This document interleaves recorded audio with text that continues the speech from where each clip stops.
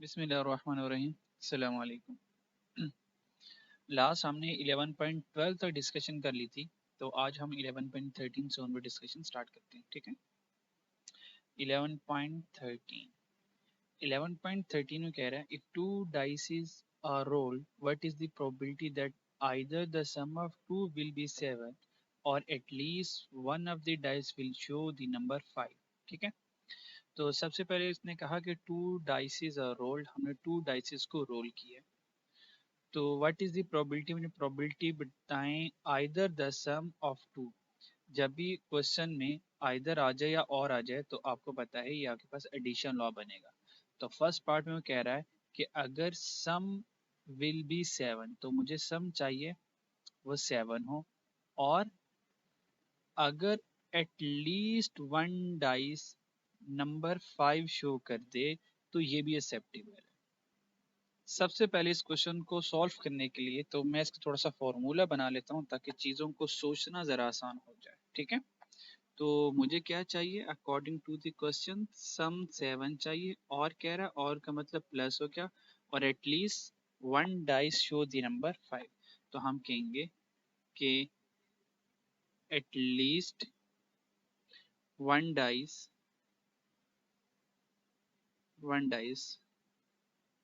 Show number 5।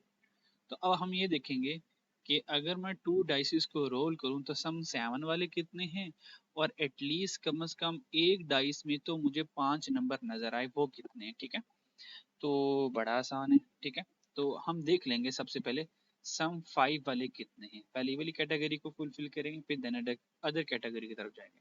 तो जब हमने टू डाइसिस को रोल किया, सम 7 वाले कौन से, बिल्कुल हम ज़बानी कर सकते हैं। जैसे कि देखिए 1 एंड 6 7 बन गया, तो इसका रिवर्स कर देना 4 6 एंड 1, ये भी सम 7 बन गया। और कौन सा जिसे सम 7 बन रहा है, 1 के बाद अगला लफ्ज देखें 2, 2 5 7 बन गया, और रिवर्स कर लें 5 2, ये भी 7 बन गया। 1 आ गया, 2, अब 3 के बारे में सोचें, तो 3 प्लस 4 7, और रिवर्स करें 4 प्लस 3 7। इससे ऊपर जाएंगे 4 आ जाएगा, तो 4 के साथ कुछ भी करें तो 7 नहीं बन सकता। 4 3 दोबारा ये रेपिटेशन अलाउड हो जाएंगे। ठीक है, तो हमने हर एक कम्बिनेशन को वन टाइम ही कंसिडर करना है। तो टोटल मेरे पास कितने पेयर बने जिसे सम 7 बन रहा है, 3 प्लस 3 6, तो टोटल मेरे पास 6 पेयर्स बने जिसे सम 7 बन रहा है। और ये जो 6 पेयर्स मुझे मिले आउट ऑफ, आपको पता है जब टू डाइसेस को रोल करते हैं तो 6 इंटू 6 टोटल आउटकम्स 36 बनते हैं। तो प्रोबेबिलिटी का फॉर्मूला ही यही होता है, favourable outcome, this is all my favourable outcome for sum 7 and the total outcome is 36। तो फेवरेबल आउटकम 6 आ गया, टोटल आउटकम 36 आ गया, प्लस ये प्लस आ गया। ठीक है, फिर वो कह रहा है कि at least one dice will show 5। कहता है कम से कम हमारे पास एक डाइस में 5 आ रहा हो, कम से कम एक 5 आ रहा।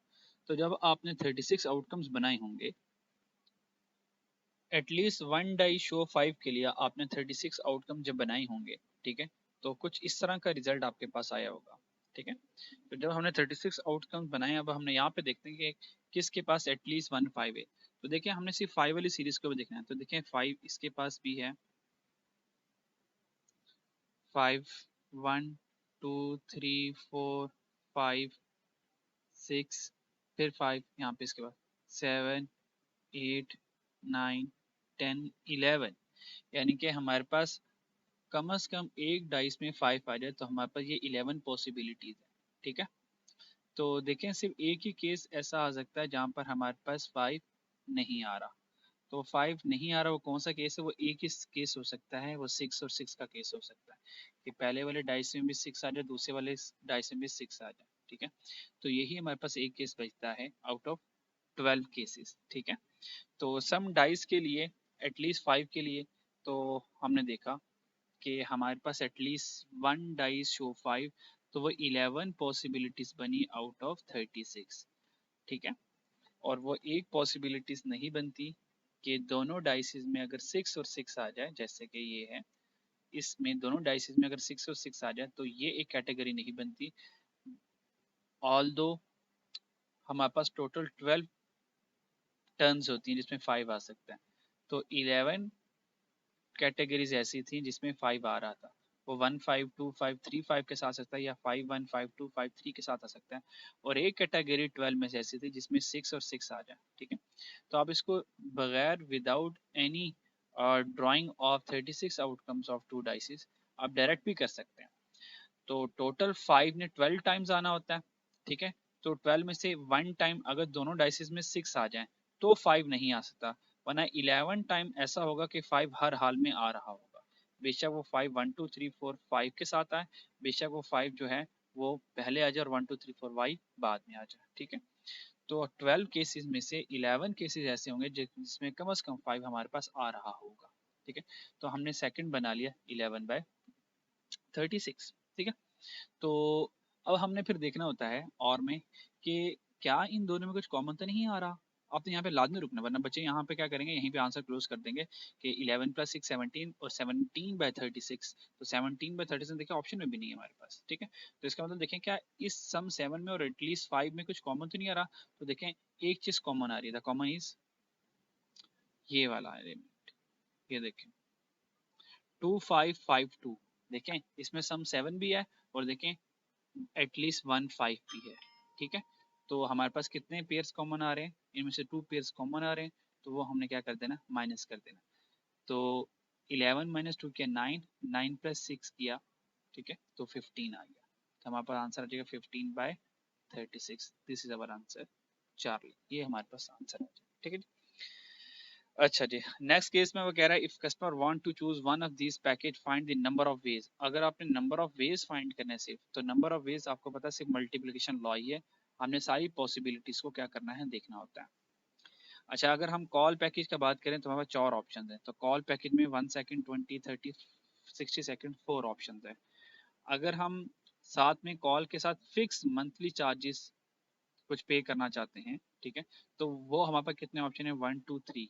वो हमारे पास 3 ऑप्शन हैं फिक्स मंथली चार्जेस की। और अगर हम साथ इंटरनेट पैकेज भी लगवाना चाहते हैं तो 3 ऑप्शन है, 1 2 3। तो टोटल आउटकम्स कितने हो गए, 4 × 3 × 3 4 is 12, 12 3 is 36। तो सिंपल 36 ऑप्शन आ जाएगा। तो अगर इस तरह का क्वेश्चन आ जाए इसमें नंबर ऑफ वेज फाइंड करने हैं, तो आपने क्या करना, सारी पॉसिबिलिटीज को आपस में मल्टीप्लाई करवाना है। अच्छा जी, नेक्स्ट क्वेश्चन देखते हैं। नेक्स्ट क्वेश्चन में कह रहा है a box contain 57 calculator out of which 36 are defective. एक बॉक्स है जिसमें 57 कैलकुलेटर हैं और उसमें से 36 डिफेक्टिव हैं। अगर हम 4 कैलकुलेटर सिलेक्ट करें बॉक्स में से, मुझे प्रोबेबिलिटी फाइंड करें, तो यहाँ पे याद रखिएगा कि वर्ड प्रोबेबिलिटी आ रहा है, नंबर ऑफ वेज आ रहा है।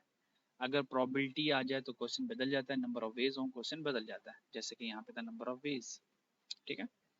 अच्छा जी, find the probability that all are defective. Probability बताएं सारे के सारे डिफेक्टिव हैं, ठीक है। अगर आप थोड़े से एक्सपर्ट हो जाएं तो आप डायरेक्ट क्वेश्चंस को पढ़कर डायरेक्ट ही कैलकुलेटर में वैल्यूज पुट कर आंसर तक पहुंच सकते हैं। लेकिन आपको लगता है कि नहीं हमसे ऐसे गलती हो जाएगी, तो हम क्या करें, एक छोटा सा स्केच बना लें, ठीक है। आप देखें हमारे पास इस पूरे क्वेश्चन में 2 चीज़ें हैं, डिफेक्टिव गुड्स हैं और नॉन डिफेक्टिव गुड्स हैं। तो हम क्या करेंगे, डिफेक्टिव गुड्स यहाँ पे ले लेंगे और नॉन डिफेक्टिव। अब नॉन डिफेक्टिव गुड्स भी कह सकते हैं, डिफेक्टिव हो गया, नॉन डिफेक्टिव हो गया, और इसके बाद आपने हमेशा यहाँ पे टोटल लिखना है, ठीक है जी। अच्छा, अब इन्फॉर्मेशन पूरी करते हैं। उसने कहा टोटल कितना है, 57। तो टोटल में क्या आ जाएंगे, 57 हमारे पास कैलकुलेटर आ जाएंगे। डिफेक्टिव कितने हैं, 36, तो डिफेक्टिव में आ जाएगा 36। इसका मतलब नॉन डिफेक्टिव कितने होंगे, तो 57 में से 36 माइनस करेंगे तो नॉन डिफेक्टिव हमारे पास रह जाएंगे 21 रह जाएंगे, ठीक है। तो ये आपने इन्फॉर्मेशन कंप्लीट कर लेनी है। फिर टोटल के नीचे हमेशा सिलेक्शन आती है, टोटल के नीचे हमेशा सिलेक्शन आएगी। तो कितने कैलकुलेटर सिलेक्ट करने हैं हमें, 4 कैलकुलेटर सिलेक्ट करने हैं। तो यहाँ पर आ जाएगा 4, ठीक है। ये जो 4 हमने कैलकुलेटर सिलेक्ट करने हैं, ये किस कैटेगरी के होने चाहिए। वो कह रहा है कि मुझे प्रोबेबिलिटी फाइंड करो कि ऑल आर डिफेक्टिव। ऑल का मतलब ये चारों के चारों जो कैलकुलेटर हमने सिलेक्ट किए हैं वो चारों के चारों डिफेक्टिव हों। तो चारों के चारों कैलकुलेटर कहाँ से सिलेक्ट करने, ओनली फ्रॉम डिफेक्टिव। तो डिफेक्टिव के नीचे मैंने 4 लिख दिया। इसका मतलब नॉन डिफेक्टिव में से मैं कोई कैलकुलेटर सिलेक्ट नहीं कर रहा, ठीक है। तो ये मेरा स्केच कंप्लीट हो जाएगा। फिर कह रहा हूँ अगर आप एक्सपर्ट हैं तो ये स्केच बनाने की जरूरत नहीं है, आप direct from the calculator direct को वैल्यूज को कर सकते हैं। मैं एट द एंड थोड़ा सा सिखा भी दूंगा। अब करना है क्या है, 21 में से 0, 21 में से कुछ सिलेक्ट हो ही नहीं रहा, तो आप क्या करें, इसको इग्नोर कर सकते हैं, वरना लिखना चाहें तो लिखने में कोई इतराज नहीं। तो करना क्या है, 36C4 ये हमेशा कम्बिनेशन लगेगा जिसमें भी सिलेक्शन हो रही होती है नॉर्मली। तो 36C4 और टोटल हमेशा डिवाइड हो रहा होगा, ठीक है, टोटल हमेशा डिवाइड हो रहा होगा। तो ये आपका ये सारा वाला हिस्सा आपका फेवरेबल आउटकम के तौर पर काम कर रहा होता है और टोटल आपका टोटल आउटकम्स के तौर पर काम कर रहा होता है। तो हमने सिंपल ये किया 36C4 आगे 21C0 का कोई रोल नहीं है, 21C0 का कोई रोल नहीं क्योंकि इसका आंसर 1 आना है। तो बेशक इसको ना लिखे हम टाइम ज़ाया करेंगे, तो इसको इग्नोर कर सकते हैं, ठीक है। और यहाँ पे डिवाइड करना 57C4, तो 57C4 आप क्या करेंगे, डायरेक्ट कैलकुलेटर से इसको सॉल्व करेंगे तो आपका आंसर आ जाएगा ये चार्ली, ठीक है। तो एक मैं आपको करके दिखा देता हूँ ये कैसे आया। तो हमने क्या किया, सबसे पहले फ्रैक्शन का बटन प्रेस कर लिया। फ्रैक्शन का बटन प्रेस करने के बाद हेयर इज फ्रैक्शन बटन, तो हमने लिखा 36C4, तो 36 शिफ्ट और हेयर इज डिवीजन वाला बटन C और हमने कर दिया 4। अगर 21C0 कोई रोल नहीं है तो उसको हम इग्नोर करेंगे। 57C और हमारे पास आ जाएगा 4 और 1 क्लिक पर हमारे पास आंसर आ जाएगा। हेयर इज अवर आंसर 17 और 144 फ्रैक्शन में है, मुझे डेसिमल में आंसर चाहिए तो डेसिमल में आंसर आ जाएगा 0.1491। तो ये हमारे पास आंसर आ जाएगा, ठीक है जी। तो 0.1491 इज अवर आंसर। तो क्वेश्चन नंबर नेक्स्ट चलते हैं। अच्छा जी, नेक्स्ट क्वेश्चन 11.16 11.16 में कह रहा है a book case contain 6 math book and 12 accounting book. कहता है हमने एक बुक केस है, बुक शेल्फ कह लें इसको, एक बुक शेल्फ है जिसमें हमने 6 मैथ बुक्स रखी हैं और 12 अकाउंटिंग बुक्स सजा के रखी हैं। तो मान लें कि इस तरह से हमारे पास 1 2 3 4 5 6 ये 6 हमारे पास मान लें इस तरह से मैथ की बुक्स पड़ी हुई हैं, ठीक है। और 12 हमने अकाउंटिंग की बुक्स रखी हुई हैं, ठीक है जी। तो इस तरह की अकाउंटिंग बुक्स 12 पड़ी होंगी, ठीक है।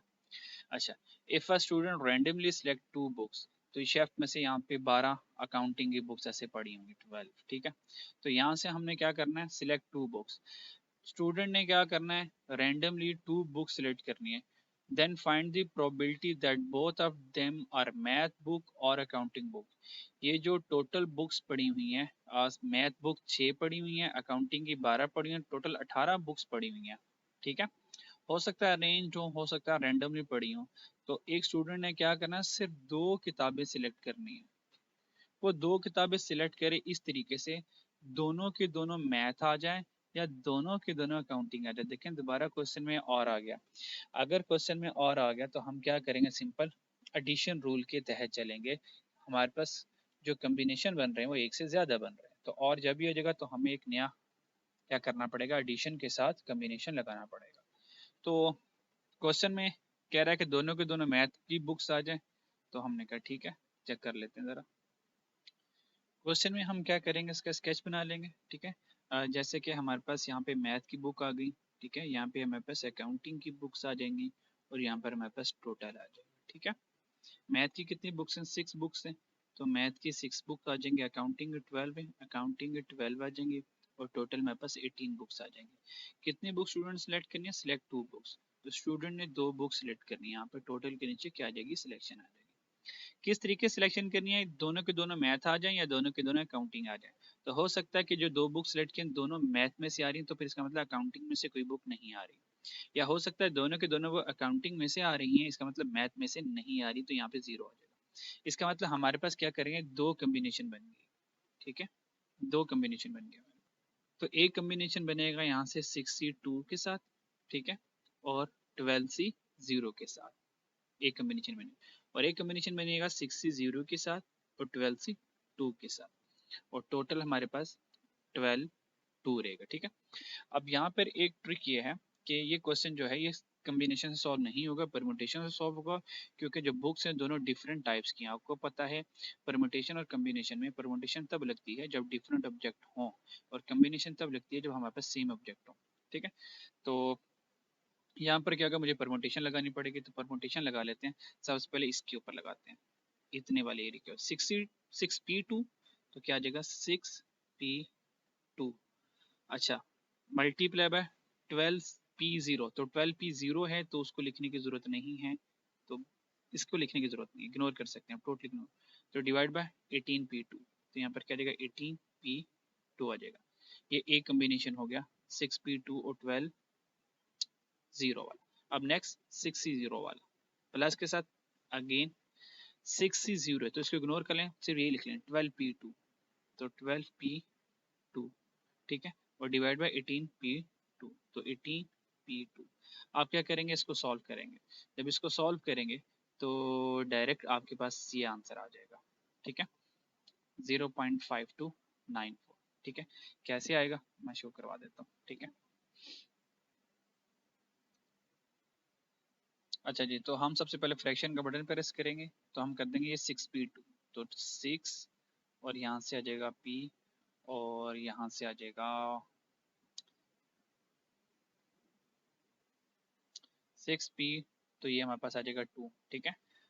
फिर 12p0 कुछ भी नहीं है, 1 आना है तो इसको इग्नोर करें, फिर प्लस, साथ ही मैं प्लस कर दूंगा, और हमारे पास क्या 12p2, तो हमने क्या कर दिया 12, और यहाँ से मैंने बना लिया मल्टीप्लाई p2 आ गया, ठीक है। और उसके बाद हमारे पास डिनोमिनेटर में क्या है 18p2, तो हमने कर दिया 18, और यहाँ से आ जाएगा p, और फिर हमने कर दिया 2, तो इक्वल प्रेस क्या आंसर आ जाएगा, तो 9/17, तो हेयर इज 9/17, 0.5294, 0.5294, तो देखिए हमारे पास डेल्टा ऑप्शन आ चुका, ठीक है। तो इस तरीके से आप ये क्वेश्चन सॉल्व कर सकते हैं, ठीक है। अच्छा जी, तो ये हमारे पास आंसर आ गया, ठीक है। अब इसी क्वेश्चन को अब मैं एक लम्हों में आपको ना एक ट्रिक सिखाता हूँ, इसको शॉर्टकट तरीका इसका सिखाता हूँ, ठीक है, तो सारे प्रोसेस से बच जाएंगे। तो हमने दो बुक सेलेक्ट करनी है, वो दोनों मैथ की हो या दोनों अकाउंटिंग का, तो देखिए ज़रा, तो यहाँ पर आ जाएगी दोनों किताबें मैथ की आ गई, और का मतलब प्लस हो गया, और दोनों किताबें अकाउंटिंग की आ गई, ठीक है जी। अच्छा, मैथ की बुक्स कितनी है 6, तो मैथ की जो बुक आएंगी वो 6 के 6 आ सकती हैं आउट ऑफ 18 बुक्स में से, तो मैथ की प्रोबेबिलिटी बन गई 6/18, ठीक है। ये मैथ की पहली किताब आने की प्रोबेबिलिटी है। जब मैथ की सेकंड किताब आएगी, इसका मतलब जब एक किताब आ चुकी तो पीछे किताबें मैथ की 6 नहीं रह जाएंगी, पीछे किताबें 5 रह जाएंगी।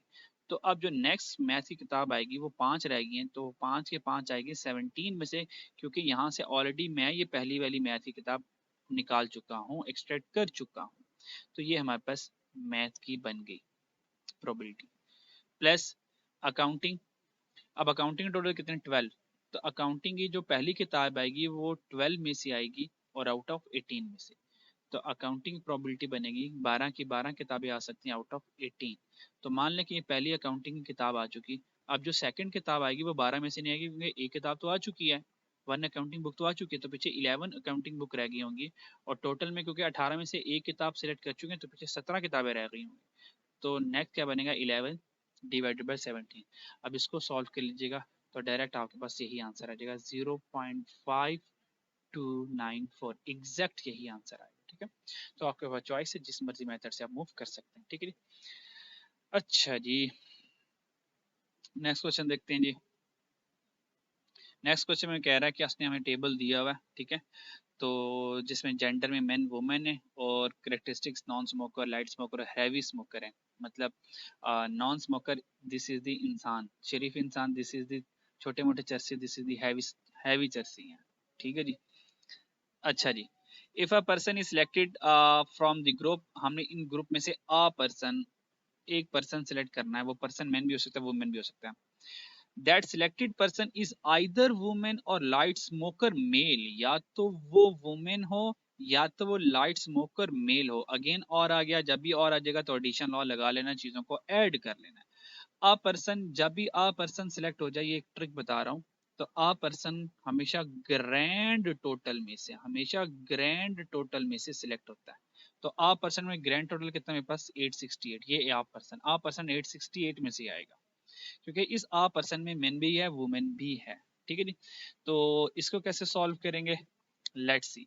इसका मतलब सबसे पहले हमने देखना है कि हमें फाइंड क्या करना है, हमें फाइंड करना है probability of women, probability of women, और का मतलब प्लस हो गया, और प्रोबेबिलिटी फाइंड करनी है लाइट स्मोकर मेल की, लाइट स्मोकर मेल की। अब वुमेन और मेल में तो कोई चीज कॉमन नहीं आ रहा ना, तो माइनस कुछ भी नहीं होगा, ये माइनस कुछ भी नहीं होगा क्योंकि वुमेन में और मेल में नथिंग इज कॉमन, कुछ कॉमन नहीं होगा। अच्छा, अब मुझे सबसे पहले बताएं कि वुमेन की प्रोबेबिलिटी क्या है। तो टोटल वुमेन्स कितनी है, टोटल वुमेन्स ये है 424 टोटल, टोटल वुमेन्स है आउट ऑफ टोटल पीपल 868।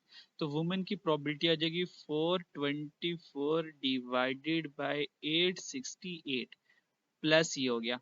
फिर देखें light smokers male, light smokers male कितने, here is male, man male और लाइट स्मोकर ये है। तो इसका मतलब ये जो 42 हैं ये लाइट स्मोकर हैं और मेल हैं। तो लाइट स्मोकर मेल कितने, 42। आउट ऑफ मेल नहीं ढूंढना, आ पर्सन लिखा तो आउट ऑफ आपने 868 में से पिक करने, 868। तो इन दोनों को उम्मीद है कि आप सॉल्व कर ही सकते हैं माशाल्लाह आराम से। तो आंसर आ जाएगा 0.5369। तो हेयर इज योर आंसर। ठीक है जी, ये हमारा आंसर आएगा। ठीक है जी, आज के लिए इतना काफ़ी है। ठीक है, तो 17 तक इनकी चीज़ से प्रैक्टिस कर लीजिएगा। तो नाउ टू ऑनवर्ड इंशाल्लाह नेक्स्ट वीडियो में हम 18 से ऑनवर्ड मूव करेंगे। अपना ख्याल रखिएगा।